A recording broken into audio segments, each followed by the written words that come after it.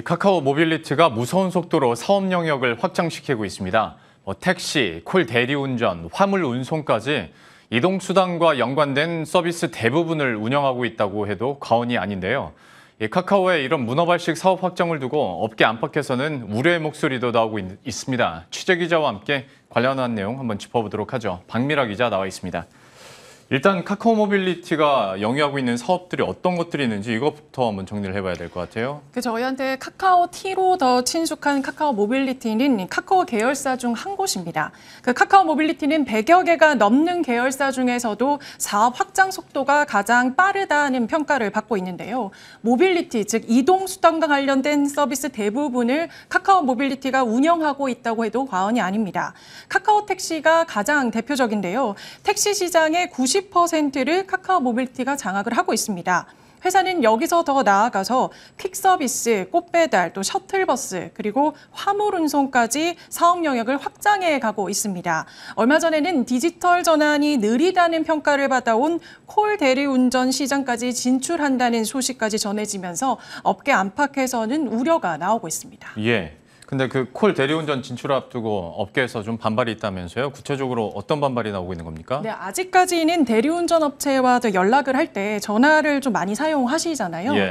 근데 이 전화콜 시장에서 그 1위 업체로 꼽히는 한 곳을 카카오 모빌리티가 인수를 했습니다. 이 인수 소식이 전해지자 기존 대리 업체들은 SK 티맵 모빌리티에 이어서 카카오마저 영세 업체 죽이기, 또 골목 상권을 침해하고 있다며 강력하게 반발을 하고 있는데요. 이에 대해서 카카오 모빌리티 측은 코로나19 장기화로 어려움을 겪는 업체들과 호출을 공유를 해 호출 처리율을 높이는 등 상생 모델을 구축하려고 하고 있는 것이라고 전했습니다.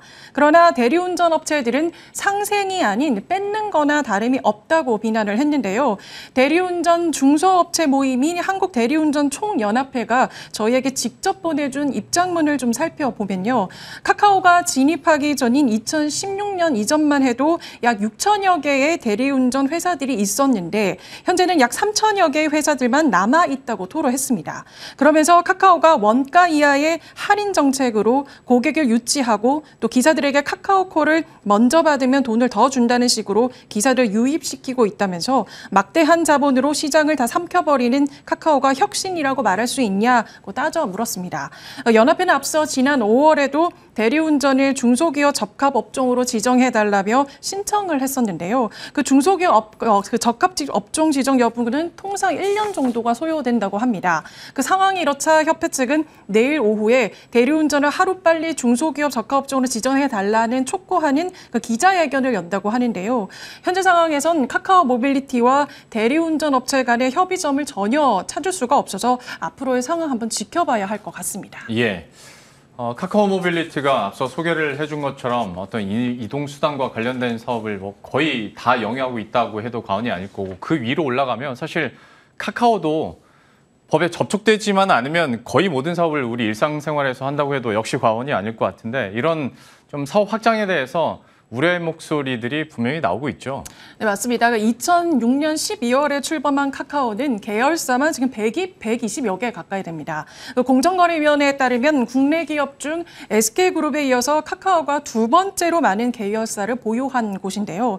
7년 전 다음과 합병할 때만 해도 계열사가 26곳이었는데 그 사이 무려 118곳까지 늘어났습니다. 카카오는 계열사들을 내세워 모빌리티, 이커머스, 또 금융 등으로 사업을 다각화하고 있습니다. 특히 앞서 말씀드린 것처럼 그 상장을 앞둔 카카오 모빌리티의 경우에는 사업 확장은 가히 놀라울 수준인데요.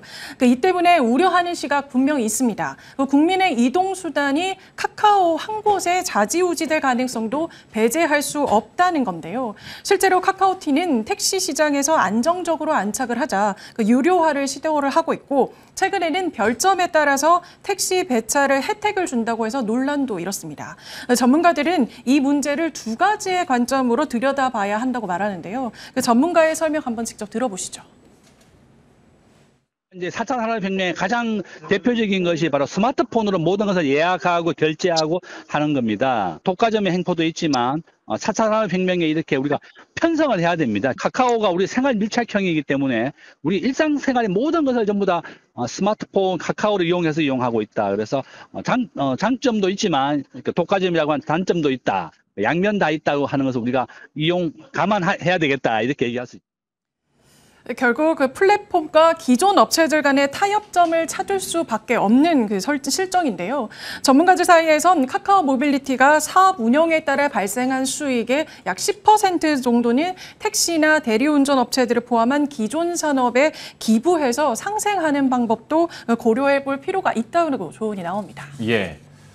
그런데 카카오도 그렇고 네이버도 역시 마찬가지로 이들 입장에서 봤을 때는 IT 플랫폼 기업으로서의 어떤 특징을 극대화하려는 움직임일 텐데 또 반대편에서 우리 정부는 이런 무분별한 사업 확장에 대해서 좀 제지를 하는 방안도 검토 중이라면서요. 네, 맞습니다. 그 공정거래위원회가 IT 기업들의 일명 문어발식 그 사업 확장을 할 수 없도록 인수합병의 심사 기준을 개정해 나선다고 밝힌 겁니다. 그 네이버와 카카오와 같은 대형 플랫폼이 여러 업종의 스타트업을 인수해서 지배력을 확대하고 있는 상황에 어느 정도 문제가 있다고 인식을 하고 있는 건데요. 만약 공정위원회가 심사 기준을 개정을 하게 되면 카카오 모빌리티 사례처럼 그 문어발식 사업 확장은 어려울 가능성이 있습니다.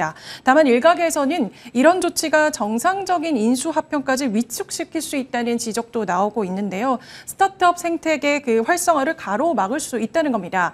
이에 그 공정위는 우선 내부적으로 플랫폼 업체 간의 특성을 면밀히 검토를 하면서 인수합병 관련 규정을 들여다볼 것이라고 밝혔습니다. 예.